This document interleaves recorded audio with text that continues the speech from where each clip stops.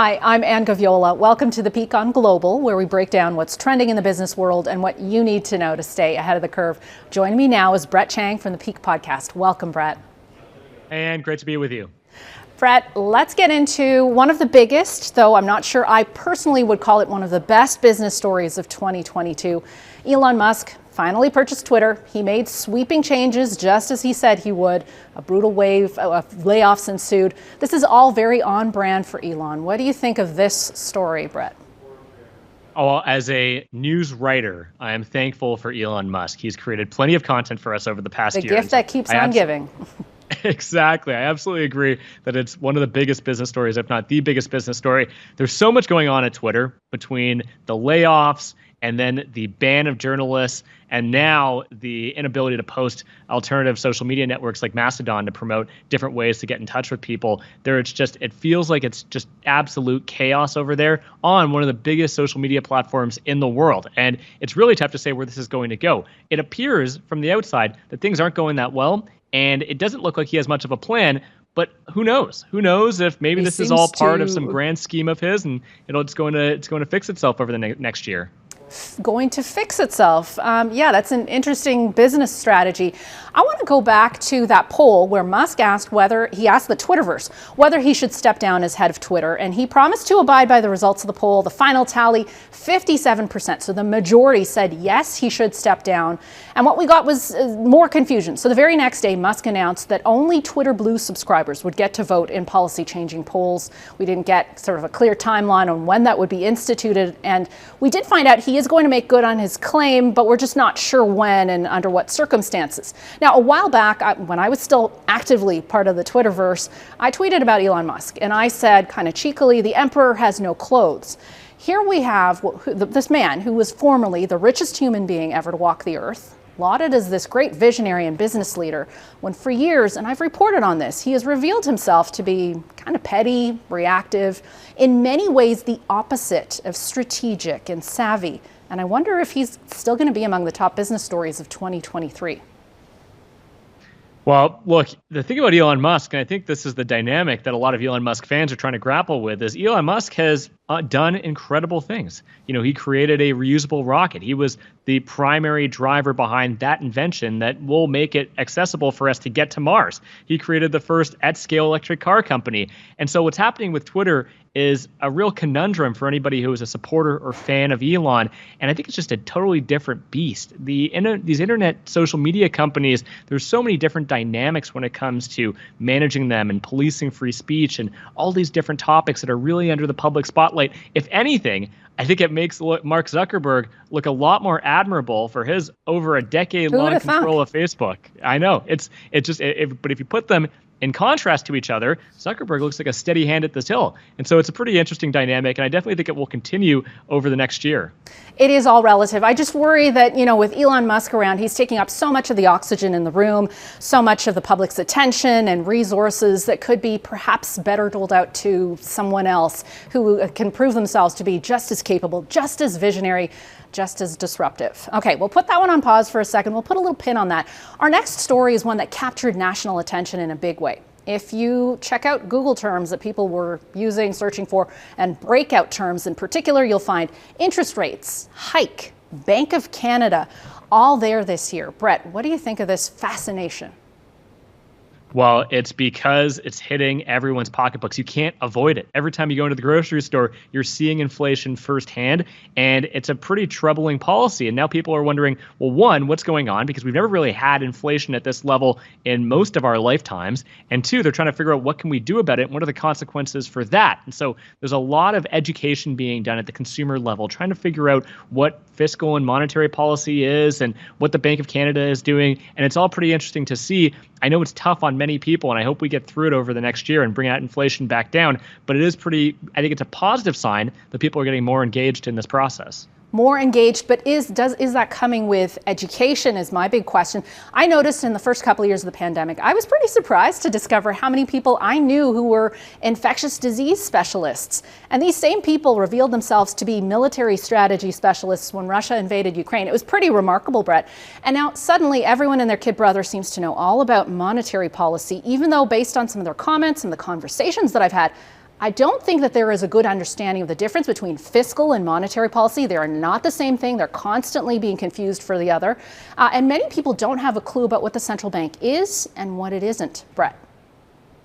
Well, I think the tough thing is that these are effectively political decisions being made. We live in a democracy, and when it comes to how governments manage their own fiscal policy and how the Bank of Canada manages their monetary policy and who's appointed to the Bank of Canada and the rationale that goes into those decisions, because it impacts us on a daily basis, I think many people feel like they should have a say into how those policies are made. Now, you're absolutely right that that needs to be matched with education, that people need to be aware of what are the choices at hand, what are the trade-offs between each of them. But I really do think it's important that us collectively start to look more into this, get more engaged in this process, because these are the decisions that are affecting us on a daily basis and affecting primarily, if you're talking about inflation, lower income and more vulnerable Canadians who I think we all want to look out for. So this idea that we should simply leave this up to the experts and trust their judgment, we've done that before and that hasn't worked out great. And so the balance is that how do we rely on the experts for partially to get their advice and input on these types of decisions, but collectively, can we get behind the solutions and understand them and the trade-offs? Yeah, and I think when we talk about solutions, timelines are really important. So I was being a little bit cheeky there when I was talking about, people suddenly becoming experts about the central bank, but I do get that between a very inflated cost of living and rising interest rates, households are getting squeezed financially, and so many were unprepared for the velocity of these rate hikes. They came in quick succession. One notable thing about the central bank rate hikes, though, is the bank has suggested we might be nearing the end of this tightening cycle, so maybe there's that light at the end of the tunnel. It is so cliche to say, but we'll have to wait to see what 2023 holds. Yeah, absolutely. And we've talked a lot about inflation in this segment, but we haven't talked about the consequences of high interest rates, namely what that does to the housing market. There are tens, if not hundreds of thousands of Canadians that purchased homes over the past 2 years at really low interest rates. Now, they're on a variable mortgage plan, meaning that their rates are going to go up as interest rates go up. And now that we have interest at about 4.25%, that's a meaningful amount increase into their monthly payments that they're going to be giving back to their banks. And in some cases, they won't be able to afford that, or they're going to have to take a major hit to their household budgets. And so that's the trade-off here, which is, sure, you've got inflation, which is causing a lot of pain on people's wallets, but then you've also got higher interest rates, which causes pain in different ways. And so it's a matter of which poison pill do you choose? There's no real good solution here. It's going to be a big story throughout the next year for sure as we start to see this all roll out. Yeah, and we're just starting to understand the impact in terms of, people renewing their mortgages at these higher rates. So we will absolutely have to wait and see. Our final topic is the FTX fiasco. It was and is, as news stories go, one of the most captivating. It has a box office smash and made-for-TV drama, both of those written all over it. And as business stories go, it was incredible. I had to stop saying things like, it can't possibly get any weirder, because it would get more bizarre by the hour. It was fascinating. I want to know, and I think a lot of people have questions about how a scam of this magnitude went unchecked for so long. One takeaway for me is when you're dealing with volatile, high risk, difficult to value assets in the crypto space, investors need to go the extra mile when it comes to due diligence, not skip steps because of FOMO and the fear of missing out. I would say have good processes in place, regardless of whether you're in a bear market or a bull market. It's one of the biggest business stories of the year, without a doubt. And selfishly, one thing that I like about this story is that because it was FTX US and FTX International, which couldn't actually participate in the Canadian market, Canadians by and large were not victim to it. And so I'm happy about that. But I do feel for the million or so people that lost their money in this. And you're absolutely right that when it comes to cryptocurrency, I think the big story for cryptocurrency over the next year is, can it survive? Will there be new regulations? Have they lost consumers' trust? Will there even be a market for cryptocurrencies over the next year and beyond? And so it's going to be a really tough year for crypto.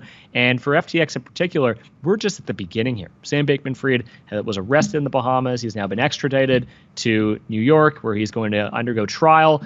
His business partners, Caroline Ellison and Gary Wong, have both agreed to work with the Southern District to prosecute Sam Bankman-Fried. So it's going to be pretty interesting to see what the case shows and what details we can glean from it. And importantly, it's not just wire fraud and the fall of FTX, with Sam Bankman-Fried is being charged with. It's a violation of campaign finance laws. And so that'll be interesting to see as well. Yeah, and we've gone quite some time with this, but very quickly, I do want to remind our audience not to confuse exchanges, which are centralized on-off ramps for cryptocurrency, with the disruptive technology that is offered by these cryptocurrencies. Now, as someone who's born in a developing country where the financial system looks very different than what we enjoy here in North America, I have a different lens that I view these digital assets through. The ability to transact peer-to-peer, as long as you can get online, makes all kinds of sense. The open source software that makes Bitcoin and other cryptocurrencies possible is extremely disruptive, and I understand why it draws comparisons to the early days of the internet. Brett, thank you as always for your time and your insight. Thanks, Anne. And happy holidays to you and your friends and your family. You too.